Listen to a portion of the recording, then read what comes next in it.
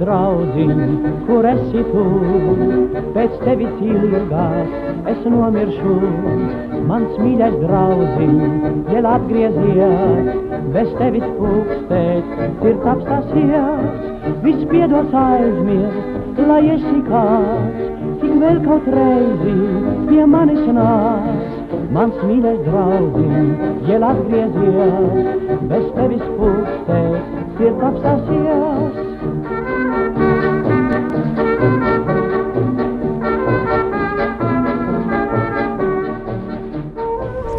1913 m. surašymo duomenimis Ryga turėjo daugiau kaip 500 000 gyventojų. 100 000 rygiečių buvo katalikai, iš jų 37 000 lietuvių. Tiesa, surašymo metu ne visi prisipažino esantis lietuviais. Anot Vaižganto, kas tik namie mokėjo savaip, ypač lenkiškai, visi patekę miestan savaip nekalbėję ir rašėsi lenkais arba latviais. Esą fanaberija nebevelijusi pastariesiems prisipažinti lietuviais. Anot Vaižganto, pridėk prie katalikų lietuvių dar reformatus ir liuterius lietuvius, tai gausi Rygoje tiek daug lietuvių, kiek jų nebuvo nei viename pasaulio mieste. Pirmojo pasaulinio karo išvakarėse Ryga pagal čia gyvenusių lietuvių skaičių buvo pats lietuviškiausias miestas pasaulyje.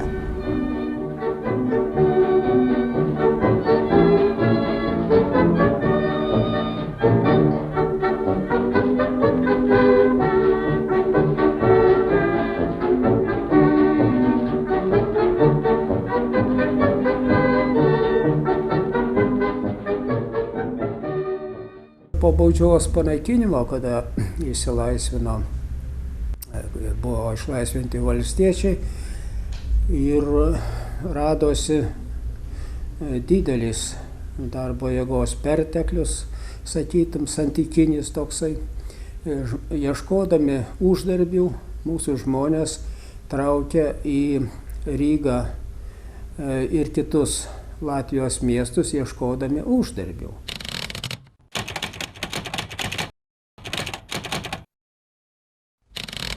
Lietuvių skaičius Latvijos miestuose sparčiai augo. Jeigu XIX amžiaus pabaigoje per gyventojų surašymą 1897 metais Rygoje buvo nepilni 6 000 lietuvių, tai prieš Pirmą pasaulinį karą jau buvo apie 35 000. Liepojai pasiekė, padaugėjo lietuvių nuo 4 000 iki maždaug 18 000. Vienu žodžiu, kad šiuose miestuose lietuviai, pavyzdžiui, Rygoje sudarė apie 8% visų gyventojų. Reikia turėti galvoje, kad Ryga tuomet jau buvo toli aplenkusi Vilnių gyventojų skaičiumi. XIX amžiaus pradžioje, tai, sakysim, Vilnius buvo žymiai didesnis už Rygą. Ir Liepojai padaugėjo nuo 4 maždaug tūkstančių iki 18 000, kaip minėjau, ir sudarė apie 20% visų gyventojų. Vienu žodžiu, Lietuvos miestuose, jeigu imsim skaičių, tai lietuvių bent jau oficialios statistikos duomenimis buvo mažiau negu Latvijos miestuose.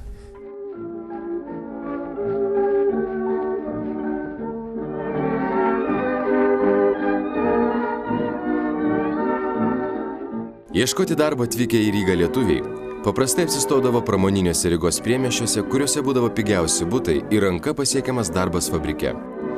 Daug lietuvių stogą virš savo galvos surado Maskvos vardu vadinamame Rygos priemiestyje, kuris nuo seno priglausdavo įvairiataučius atvykėlius.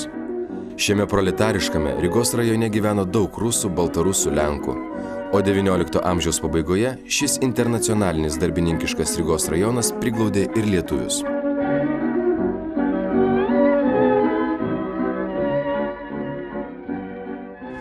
Amžininkų teigimu, vien tik šiame Provodnik fabrike Pirmojo pasaulinio karo išvakarėse dirbo 3000 lietuvių.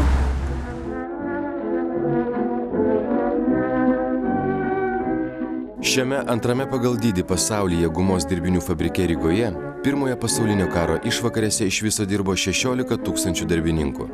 Lietuviai dirbo ne tik Rygos gamyklose ir fabrikuose. Netrūko Rygoje lietuvių tarnų, kiemsargių, kai kas vertėsi amatais.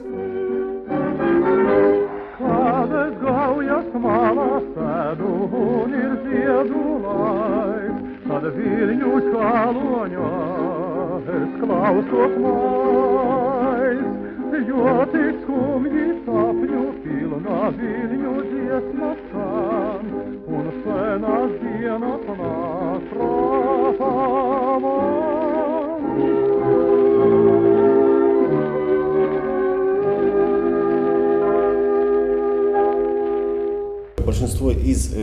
Didžioji dalis Rygos vežikų buvo lietuviai.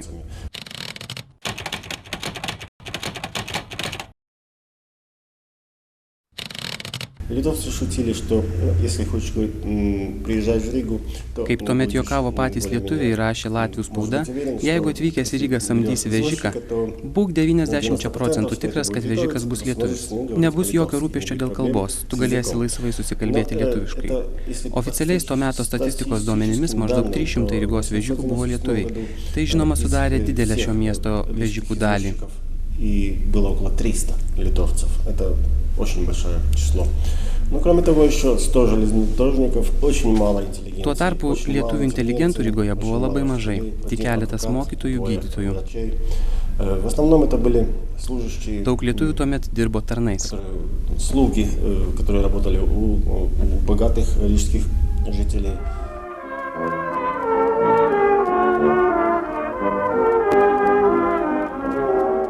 Ne visiems lietuviams Rygoje šypsojosi laimė. 1909 m. pavasarį Rygos garsas rašė: tokia Ryga buvo lietuviams tąsyk, tokia pasilieka ir dabar. Ji priglaudžia, ji ir baudžia. Čionai randa lietuvis uždarbį, čionai ir sveikatą padeda.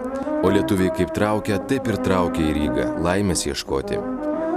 Miestas buvo negailestingas neradusiems jame savo vietos. 1910 m. gruodį Rygos naujienos rašė: pastaraisiais 5 metais prostitucija Rygoje žymiai padidėjo. Dabartinėme laike Rygoje yra 15 paleistuvystės namų.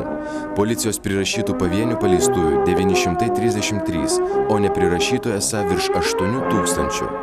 Tarp Rygos prostitučių yra nemažai ir lietuvaičių. Tai didelis miestas. Tai tų laikų metropolija, kurios palydovais tampa ir negatyvūs socialiniai reiškiniai. Pirmiausia, paliečiantys tuos, kurie negali rasti ar praranda darbą.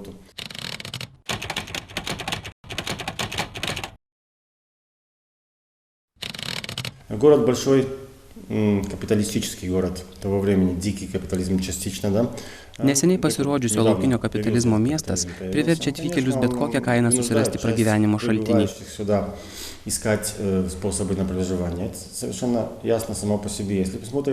Jeigu pažvelgsime į Rygos prostitučių sąrašus, mes žinome rasime ir lietuvių merginų. Tiesa, jų netiek daug kaip vokiečių, žydžių ar latvių. Ta proporcija atitiko čia gyvenusių lietuvių skaičių. Jeigu prostitučių sąraše randame Kauno gubernijoje gimusią merginą, žinome, jog tai greičiausiai lietuvė.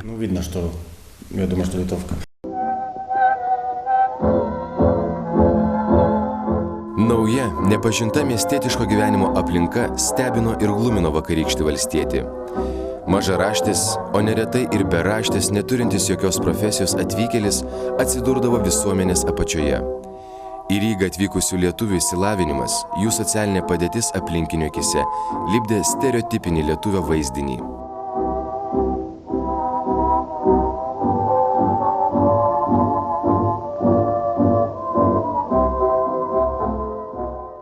Но на повседневном уровне тоже нельзя не отметить одну... Kalbant apie kasdieninį gyvenimą, reikėtų paminėti vieną neįtin pozityvų aspektą. Latvių požiūrį į lietuvį kaip į jaunesnį brolį. Aš nutokiu, jog mano žodžiai šiandien greičiausiai nustebins lietuvius. Tačiau toks latvių požiūris lengvai paaiškinamas. Это объясняется очень просто.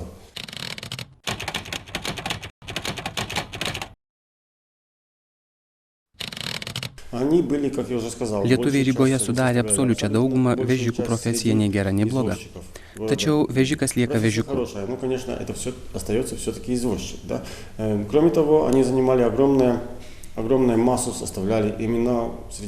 Lietuviai dirbo tarnais pagalbiniais darbininkais daugiausiai ten, kur nereikėjo aukštos kvalifikacijos ir ypatingai didelio išsilavinimo.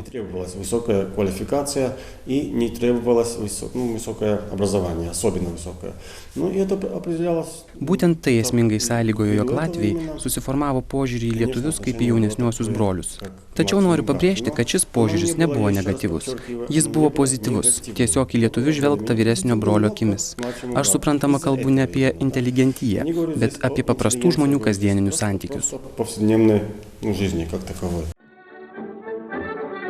Siekiantiems lengviau pritapti naujoje aplinkoje, o gal jei pasiseks net palipėti vienu kitu visuomenės laipteliu aukščiau, norėjusi kuo greičiau įsiveržti iš stereotipinio lietuvio vaizdinio pančių. Ne vienam atrodė, jog tai pavyks pasiekti tik tada, jei jo niekas nebesaistys su lietuviais, jei iš lietuvio jis virs lenkų arba latvių. Tokie tautinės tapatybės virsmai paliko atspindį ne to meto latvių literatūroje, kurioje greta romantiško, iš tolimos istorinės Lietuvos atklydusio lietuvio paveikslo iškilo autentiškas, iš natūros gyvai tapytas Rygos lietuvio paveikslas. Tokio savyje siekiančio visas lietuviškumo žymės ištrinti lietuvio paveikslą galima rasti 1912 metais išleistame Augusto Deglavo romane Ryga. Ir jeigu kalbam dar apie Deglavą, tai mes matome čia šiek tiek kitokį lietuvį. Lietuvį, kuris šiandieną yra žinomas pasauliu kaip lietuvis klajūnas, kaip lietuvis laimės ieškotojas svetur.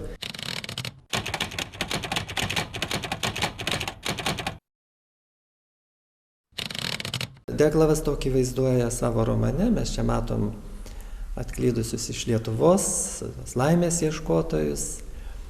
Ir jie yra tokie labai naivūs, jie atvažiavę iš labai provincialios šalies, iš provincialių miestelių. Ir Ryga jiems atrodo tikrai toks milžiniškas miestas, jie čia visko stebisi. Ir čia yra įdomus kontrastas tarp tokio miestietiško urbanistinio mąstymo žmonių šitam romane ir tokių labai naivių lietuvių, kurie beje, čia jau su tokia didesnė ironija pavaizduoti, nes jie iš esmės ir nutautėja. Toks yra lietuvio Juozo Brožino paveikslas Augusto Deglavo romane Ryga. O taip karikatūriškai lietuviška Rygos spauda vaizdavo vakarykščio iš Lietuvos kaimo Rygon uždarbiauti atvykusio Jono Jurkučio virsmą lenkų miestiečių Jan Jurkevič.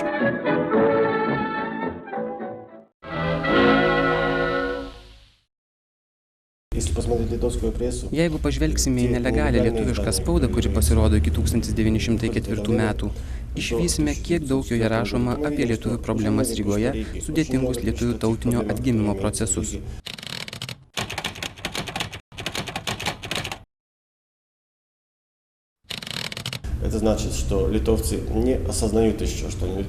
Matome, jog lietuviai dar nesuvokia, neįsisąmonina, kad jie yra lietuviai ir dažnai save laiko lenkais ar net baltarusiais.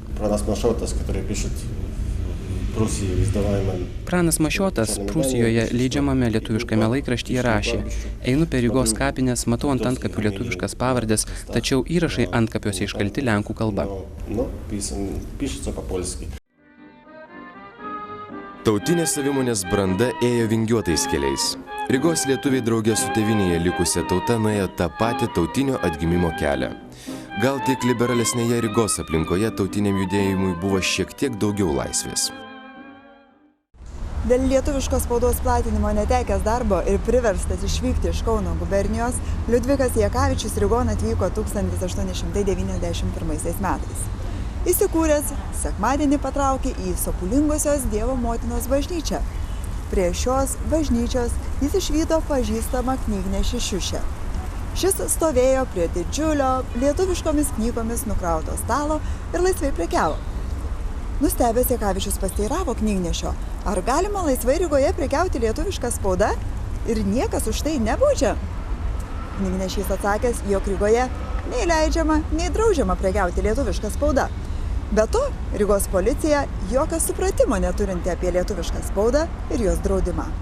Netgi reikia pasakyti, kad iš pradžių nelabai susigaudė net vietos policija, kai persekiodavo lietuvišką spaudą. Kur čia lietuviška, kur čia lenkiška ir kur čia latviška.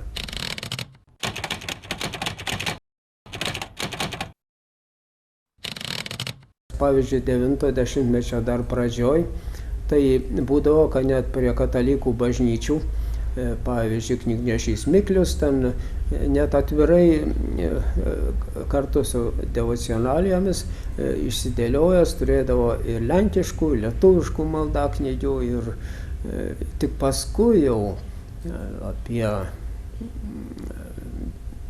90-metį, pabaigoje 90-mečio ir paskutinio 10-mečio metu jau imta irgi griežtai persekioti. Ir pavyzdžiui,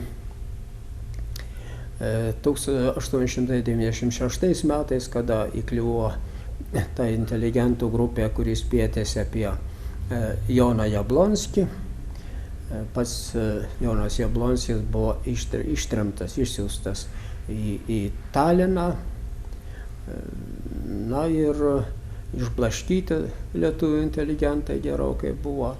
Nu, tas pats ir Liepojoje atsitiko 1903 metais. Už lietuvišką spaudą daug žmonių nukentėjo. Vieną iš jų netgi pažinojau, tai buvo Bronius Untulis, mano visuotinės istorijos dėstytojas, labai gražiai skaitydavo paskaitą apie didžiąją prancūzų revoliuciją.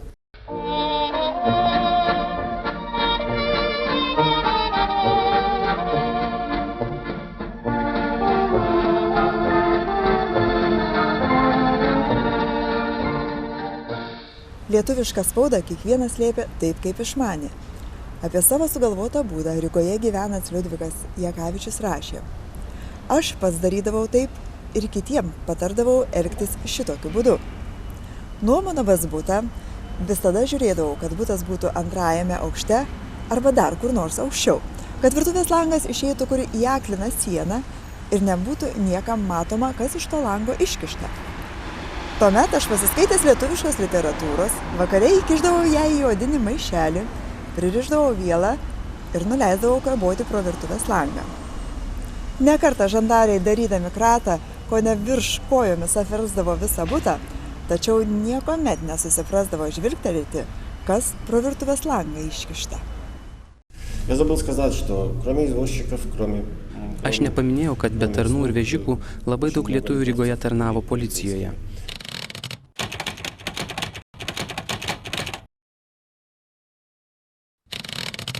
Если посмотреть списки полицейских, низших чинов полицейских в городе Риге, то мы видим, что... Ypač daug jų pavardžių žemesnių Rygos policijos tarnautojų sąrašuose. O bylose iškeltose už nelegalios lietuviškos spaudos platinimą galime rasti ir pavyzdžiui tokių faktų. Koks nors lietuvis praneša žandarmerijai, kad toks ir toks jo kaimynas lietuvis namuose laiko uždraustą lietuvišką spaudą. Gavęs skundą, daryti kratą atvyksta 3 žandarmerijos pareigūnai. Iš 3 žandarų 2 lietuviai, kurie savo socialinė kilmė yra Kauno gubernijos valstiečiai ir turi aiškiai lietuviškas pavardes, pavyzdžiui, Oboliūnas.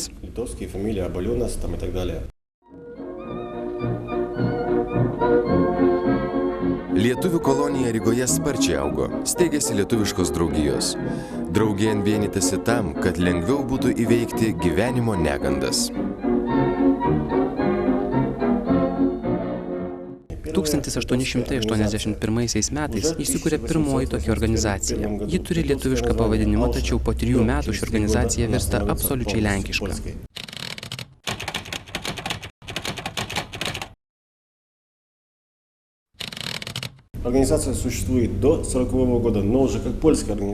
Ši draugija veikia iki pat 1940 metų, tačiau jau kaip lenkiška.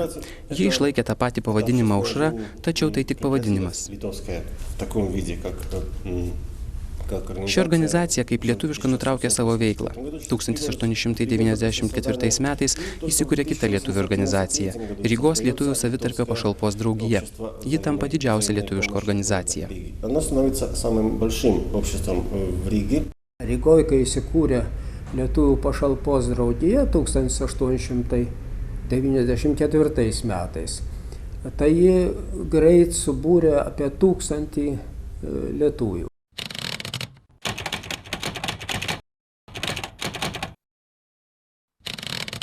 Ta draugija įspūdinga tuo, kad jinai užsiėmė ne tik savišalpą, bet savišalpos priedanga, užsiiminėjo kultūrinį darbą, atseit kultūrinį, rengė vakarus ten su dainomis, nu žinoma, ir šokiai būdavo ir visa kita, oficialiai atseit labdaros reikalam, bet faktiškai tai buvo lietuvių kultūrinio gyvenimo, reiškia, raiška. Повод, толчком к этому является то, что, как говорят его создатели... Priežastis, kurios pastumėjo įkurti Rygoje lietuvių pašalpos draugiją, patys lietuviai aiškino taip. Mes jau vieną kartą buvome įkūrę savo draugiją, bet ji tapo lenkiška, dabar mums reikalinga lietuviška draugija. Цель этой организации вроде взаимопомощи, социальная цель или общественная цель. И все-таки есть и слово «литовское». Litovskaya. Здесь мы видим переплетение этих двух. Mes matome, kaip susipina šios draugijos socialiniai tikslai ir žodis lietuviška. Mes matome, kad persipina du socialinis ir tautinis faktoriai. В 80-х годах 19 века говорить о каком-то чисто национальном. XIX amžiaus pabaigoje negalima kalbėti apie išgrynintą nacionalinį ir socialinį faktorių.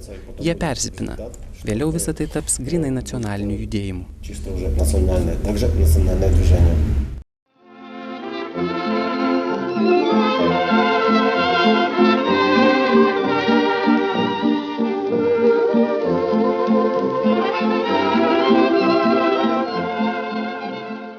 Reikia pasakyti, kad šitas sąjūdis, kultūrinis, tautinis sąjūdis Latvijos miestuose buvo gan toksai impulsyvus, ar kaip čia pasakyti. Daugiau savo iniciatyvą ir inteligentai, ir ne visiškai inteligentai, kurie organizavo tas pirmasias draugijas, daugiau prasigyvenę lietuviai, kurie tvirčiau jautėsi visuomeniai.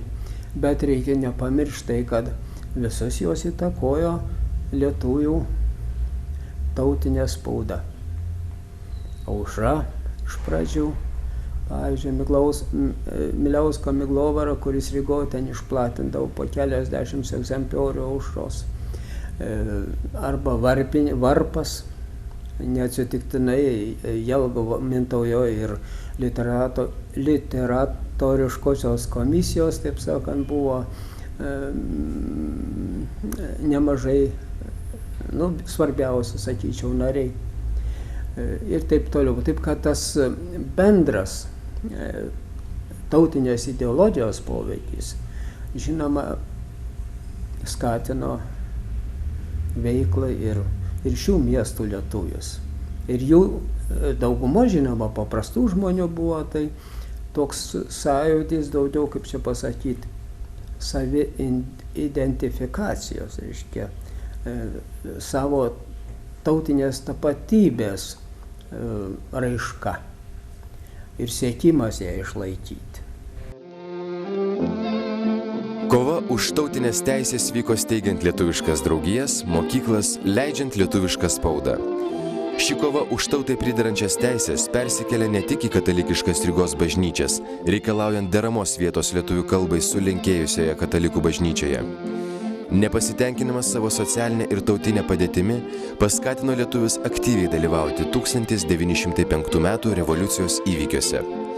1905 metų mitinguose Rygoje buvo galima išvysti ir vėliavą su užrašu lietuvių kalba "Tegyvuoja laisva Lietuva". –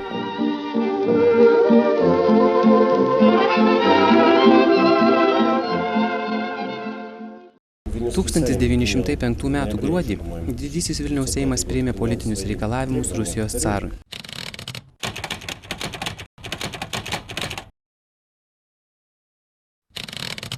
Такие же требования, даже более радикальные, были приняты литовскими обществами города Риги в марте 1905 года. Panašius, tik dar radikalesnius reikalavimus Rygos lietuvių organizacijos jau buvo priėmusios tų pačių metų kovą. Reikalauta panaikinti visus tautinius suvaržymus lietuviams, reikalauta, jog valdininkais Lietuvoje būtų tik lietuviai, mokantys lietuviškai, jog visi kelio ženklai būtų pakeisti lietuviškais. Šie reikalavimai buvo ankstesni radikalesni už latvių, kurie panašius reikalavimus priėmė tik balandį. Rygoje gyvenantys lietuviai savo radikalumu pranoko ne tik Lietuvoje gyvenusius lietuvius, bet ir pačius latvius, kurie panašius reikalavimus priėmė tik balandį. Значит, еще перед латышами даже. Именно литовцы города Риги. 1905 metai tapo lūžio metais lietuvių tautinėme judėjime. После революции, значит, имеется место либерализация всех жизненных сфер. Po 1905 metų revoliucijos Rusijos imperijoje visuomeninis gyvenimas tapo liberalesnis. Rygoje taip pat. Ir Latvijoje, ir Lietuvoje lietuviai gavo teisę steigti lietuvišką švietimo įstaigas. Iš karto po didžiojo Vilniaus Seimo, kuriame dalyvavo ir Rygos, Liepojos, Jelgavos lietuvių bendruomenių atstovai, Rygoje įsikūrė lietuvių švietimo draugija Žvaigždė. Nuo 1906 metų palaipsniui jį įsteigė 6 lietuviškas mokyklas. Prieš Pirmąjį pasaulinį karą šiai draugijai priklausė 500 narių. Žvaigždė ir Lietuvių savišalpos draugija buvo didžiausios lietuvių organizacijos Rygoje. 500 draugijos narių mokėjo mokesčius, už kuriuos Rygoje buvo įkurtos ir išlaikomos 6 pradinės lietuviškos mokyklos. Jose mokėsi apie 400 mokinių. Основных школ в городе Риге. Примерно 400 учеников. Gatos, vilu rosa mundi, sapņoju par viņu katru stundu, redzot viņas lūpu sarto zaigu, slepenībā vēlos kutris uzdomaigu. 1862 metais Rygoje duris atvėrė pirmoji Rusijos imperijoje aukštoji technikos mokykla – Rygos politechnikos institutas. Šioje aukštojoje mokykloje lietuvių mokėsi nedaug. Dauguma Liepojos, Mintaujos ar Rygos gimnazijas baigusių lietuvių studijuoti išvykdavo į Peterburgą, Tartu ar kitus Rusijos imperijos miestus, bet nesirinko studijų šioje vienintelėje lietuviškose ir latviškose gubernijose veikusioje aukštojoje mokykloje. Priežastis viena ir gana paprasta. Rygos politechnikume gerokai ar net kelis kartus didesnis buvo mokestis už mokslą, palyginti su kitomis Rusijos imperijos aukštosiomis mokyklomis. Rygos politechnikume studijuojančių lenkų dvarininkų vaikų iš lietuviškomis laikomų gubernijų netrūko. Studijuojančių valstiečių vaikų buvo nedaug. Ir visgi čia atsirado lietuvių studentų, kurie 1909 metais įkūrė čia studijuojančių lietuvių studentų draugiją Viltis. 1912 metais ši draugija turėjo 16 narių. 4 studijavo inžineriją, 5 chemiją, 4 agronomiją, 1 mechaniką ir 2 komerciją. Pati Vilties įsikūrimo istorija labai charakteringa tam laikotarpiui.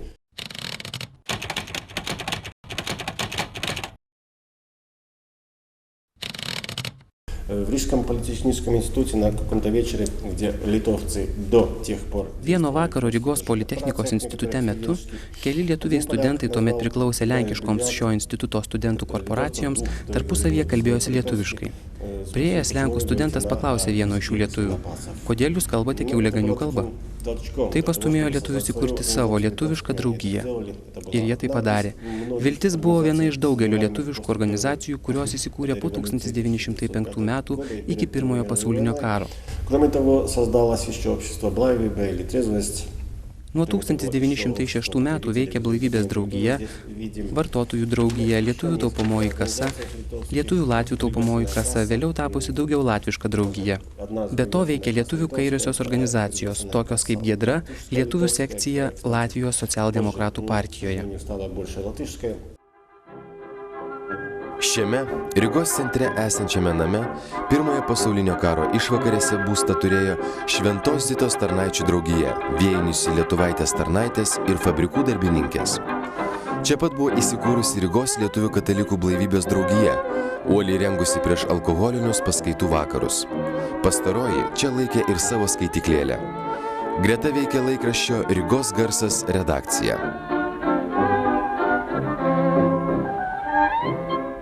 Panaikinus lietuviškos spaudos draudimą, Rygoje atsidarė lietuviški knygynai. Pasirodė pirmosios Liudviko Jakavičiaus ir Antano Macijauskos spaustuvėse Rygoje išleistos lietuviškos knygelės. Šis 1905 metų revoliucijos metu lietuvių socialdemokratų išleistas laikraštis Pirmyn pradėjo lietuviškos periodinės spaudos Latvijoje tradicijas. Pirmojo pasaulinio karo išvakarėse Rygoje ėjo 2 lietuviški laikraščiai.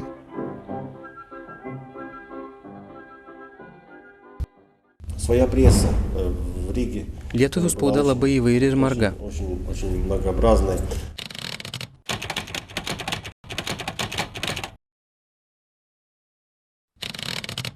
Выходил уже 1905 года Pirmin, который я упомянул. 1905 metais išėjo socialdemokratų laikraštis Pirmyn. Nuo 1908 metų Jakavičius leido humoristinį žurnalą Juokdarys.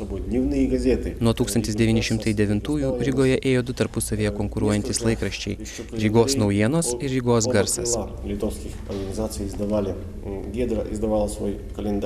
Pasirodė keletas kalendorių, kuriuos leido abu lietuvių organizacijų sparnai.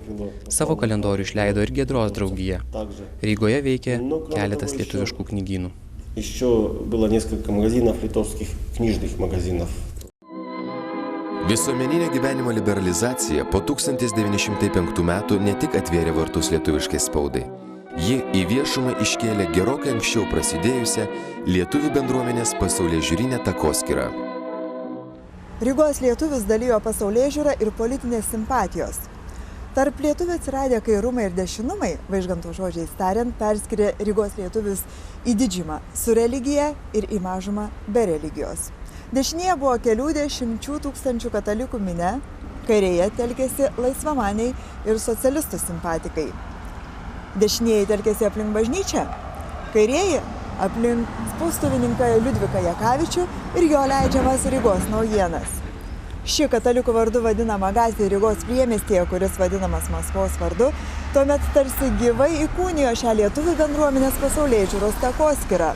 Vienoje gatvės pusėje stovėjo Šventojo Pranciškaus kataliko bažnyčia, kitoje veikė Liudviko Jakavičiaus leistų Rygos naujienų redakcija.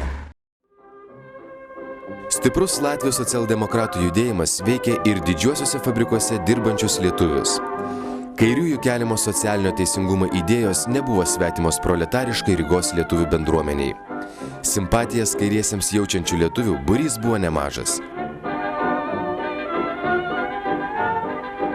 Pasak Rygos lietuvių gyvenimo liudininku tapusio Vaižganto, kuomet reikėjo vieningų pastangų ginti tautinės teisės, ar rūpintis lietuvių kultūros reikalais, skirtingos lietuvių politinės simpatijos ir nesutarimai tikėjimo klausimais netapdavo neįveikiama kliūtimi, o lietuvių kultūrinė veikla Rygoje buvo išties plati. Rygoje išsiplėtojo lietuvių teatras.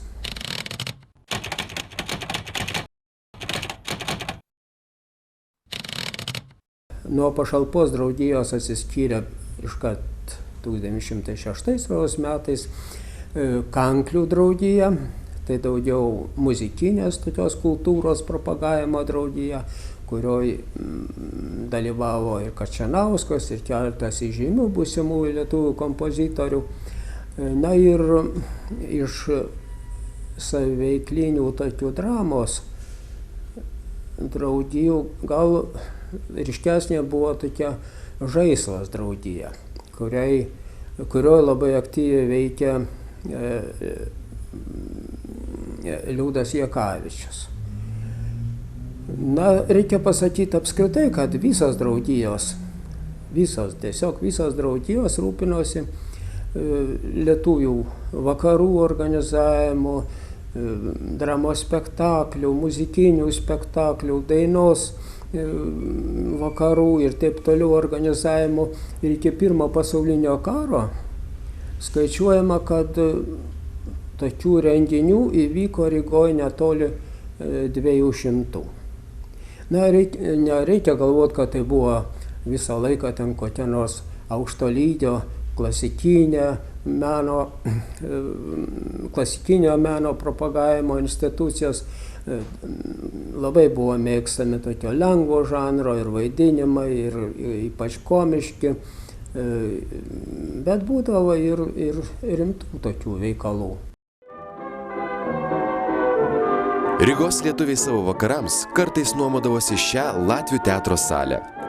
1910 metais sausio 16 dieną 8 val. Vakaro prasidėjo Rygos lietuvių draugijų Žvaigždė ir Kanklės surengtas lietuviškas vakaras. Vaidinta Žemkalnio 4 veiksmų drama apie žemaičių razbaininką Blindą, Kačanausko vadovaujamas choras dainavo tautiškas dainas. Po to vyko šokiai. Kasmetinius tradicinius labdaros balius rengė ir Rygos Politechnikos institute studijuojančių lietuvių draugija. Rygos Politechnikos institute studijuojančių lietuvių draugija kasmet sausio pabaigoje rengdavo tradicinį labdaros balių. 1912 metais sausio 28 dieną toks tradicinis labdaros balius įvyko čia, Rygos Latvių draugijos namuose.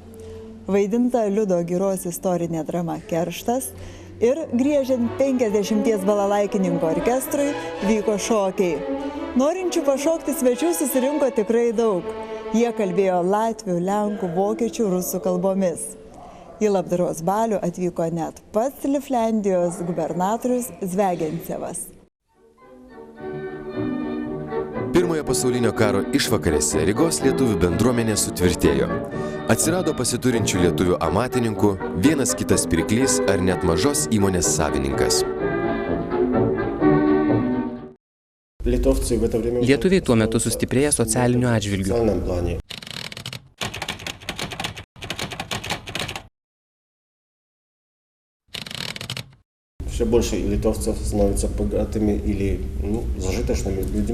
Vis daugiau Rygos lietuvių tampa pasiturinčiai žmonėmis ir įgyja teisę dalyvauti rinkimuose į Rygos miesto dūmą. 1905, 1909 ir 1913 metais jie iškelia savo kandidatus į miesto dūmą tiek latvių, tiek vokiečių rinkiminiuose blokuose, kurie tarpusavy lygiai tokioj pat priešpriešoj kaip lietuviai su lenkais Lietuvoje. Tai sukelia audringą nepasitenkinimą tų lietuvių, kurie neturi teisės balsuoti. Vargingesnieji sluoksniai nenori turėti reikalų su vokiečiais. Tuo tarpu kiti lietuviai mano, jog reikia įvertinti tai, kad vokiečiai šiuo metu stipresni, o bendravimą su vokiečiais jų manimu bus galima nutraukti gavus lėšų savo švietimo organizacijai. Beje, 1913 metais lietuvis Vizbaras, kuris vėliau tapo Lietuvos konsulu Latvijoje, į Rygos dūmą pateko per vokiečių sąrašą. Tačiau įdomu tai, jog miesto dūmos dokumentuose jis figūruoja kaip lenkas.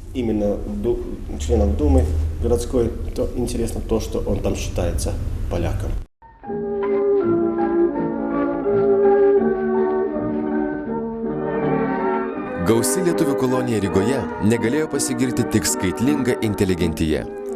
Pranas Mašiotas, Marcelinas Šikšnys, Liudvikas Jakavičius, Antanas Macijauskas, bene garsiausiai Rygoje gyvenę lietuvių inteligentai. Negailėję jėgų visuomeniniai veiklai, steigė draugijas, lietuviškas mokyklas, leidė lietuvišką spaudą, rengė lietuviškus vakarus ir net rašė šiems vakarams, kaip Marcelinas Šikšnys, dramos kūrinius. Tikriausiai, laikui bėgant Rygos lietuvių kolonija būtų subrandinusi ir savą lietuvišką inteligentiją, jei Rygos lietuvių nebūtų išblaškęs 1914 metais prasidėjęs Pirmas pasaulinis karas. Artėjant fronto linijai vyksta Rygos pramonės įmonių evakuacija. Fabrikų evakuacija paskui save patraukė didžiąją dalį jų darbininkų. Evakuavosi valstybinės įstaigos ir mokyklos. Rygoje jau niekada nebebus tiek lietuvių, kiek jų buvo Pirmojo pasaulinio karo išvakarėse. Ryga jau niekada nebebus lietuviškiausių pasaulio miestu.